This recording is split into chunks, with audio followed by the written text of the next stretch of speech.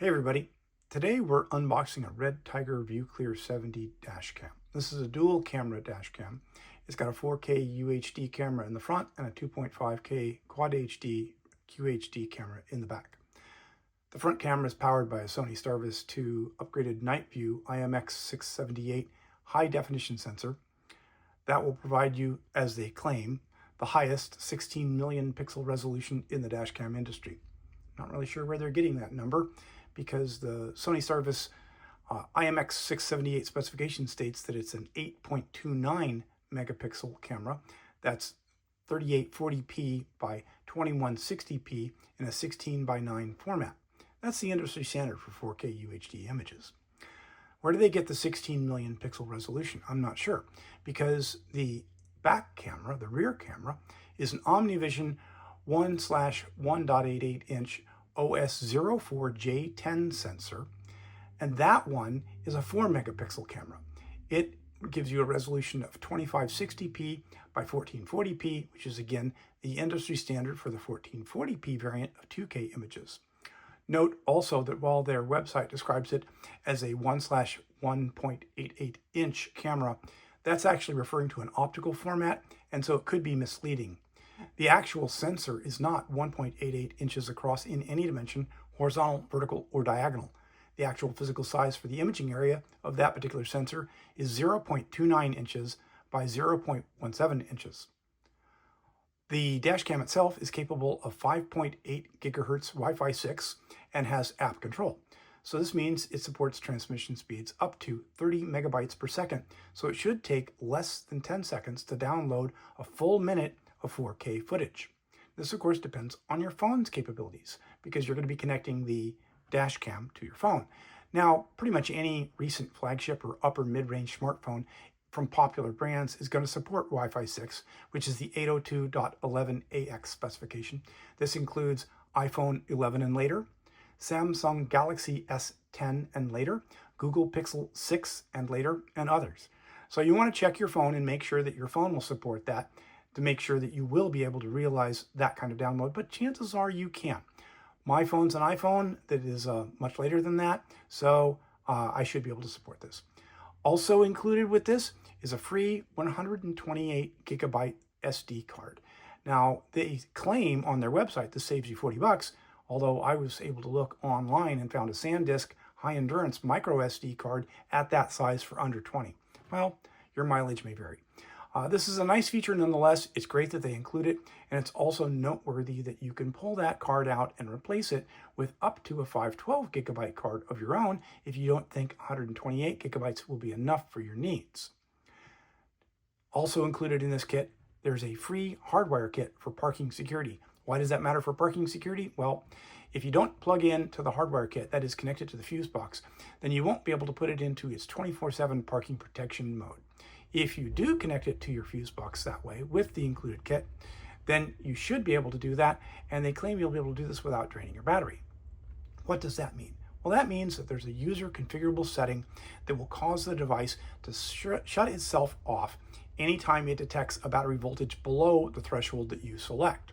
So while it will run 24/7, if it detects your battery has gotten below some voltage threshold, it will stop working rather than drain your battery. Doesn't mean it runs without power. It just means that it's a little bit smarter than that. This device also has a touchscreen and supports voice control.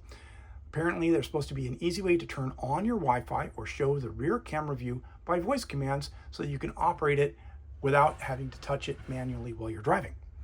Another interesting feature is the real-time GPS tracking.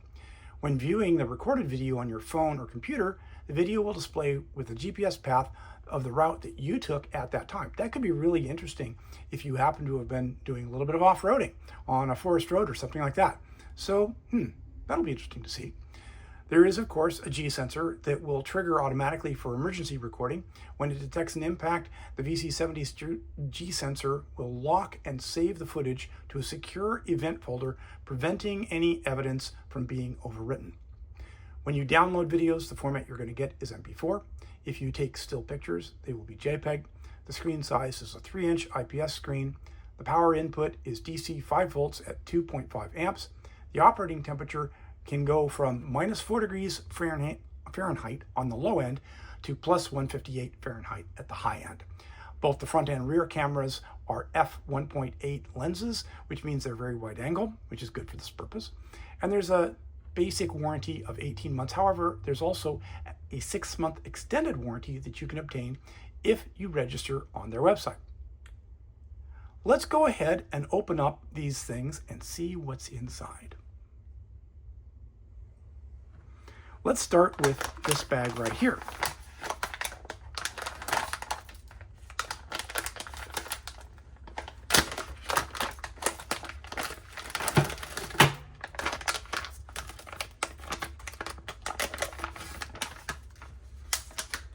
Okay, so obviously there's a manual.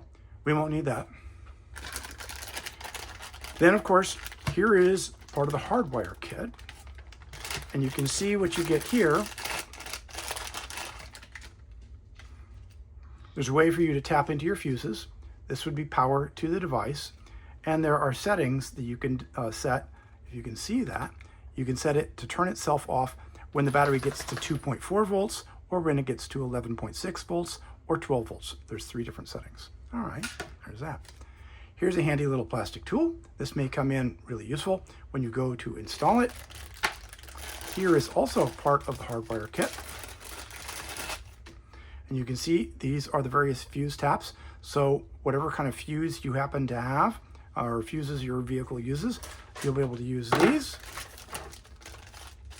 Here is the rest of the hardwire tap.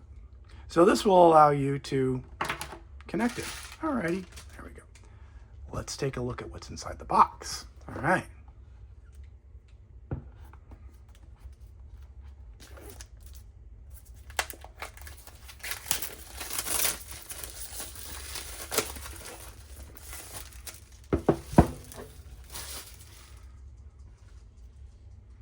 Okay, so here we are, opening the box.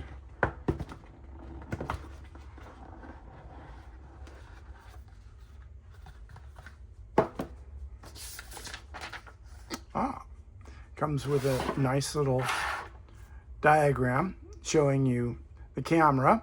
So when we get to the camera, there's the front lens, there's the GPS mount, adhesive for the mount, slot for the memory card, your power button. Looking at the back side of it, the side you'd see from inside your car, there's a rear camera port, there's a power port, there's a status light, the screen, obviously. The buttons are along the bottom with a menu button, a left button, a right button, and an OK button. Okay, that's nice. Let's see, what have we got here? What? Another copy of the user's manual? Don't need that. And then we have, this looks like electrostatic stickers. So if you don't want to attach either the front camera or the rear camera directly to your window, you can apply one of these electrostatic stickers and attach it to that to make it easier to remove. That's optional. Oh, a QuickBook. I don't need that. Let's set those aside. Let's see, what have we got here? Oh, now we're getting down to business. Aha! Here is the front camera. There's a little protective film on that. There's a protective film on the adhesive. Looks like here's our memory card slot. Here's, what is this? The power button? What's back here? Memory card, power button, of course, it's nice and red, easy to find. Adhesive, GPS mount, front camera, turn it over, rear camera, power, status light. Oh, look, they've even got a diagram on this film that I have yet to remove. And then at the bottom, here you go. Your menu button, left, right, and OK. That's pretty straightforward.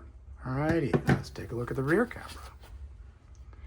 And it also has adhesive, and you can see you can adjust. So whatever angle you need to, you can adjust this so that it'll be looking out straight.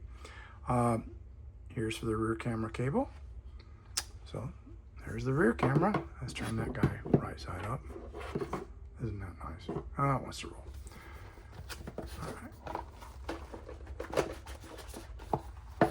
And then completing this, there is, of course, looks like this will be the power supply. Another plastic tool. Oh, that's handy. Now, if you're not going to hardwire it, this is what you'll want to use. Here's your USB-C cable. It'll go to the camera. Goes right there. And then you'll plug that into a 12-volt outlet. You've also got, when you plug this in, another USB port right there. So, there you go. Now, what else do we have here? Of course, there is the cable for the rear camera, which is hopefully long enough for any application you may have. An extra or necessary adapter. Looks like this goes here. Aha! Look at that. So you can attach this to your window or to one of the static cling sheets, and then you can slide the camera in. And if you want to move it to another vehicle, you've got another one of those. Of course, when you're routing your cable, you may need some of these. Well, that is what's in the box.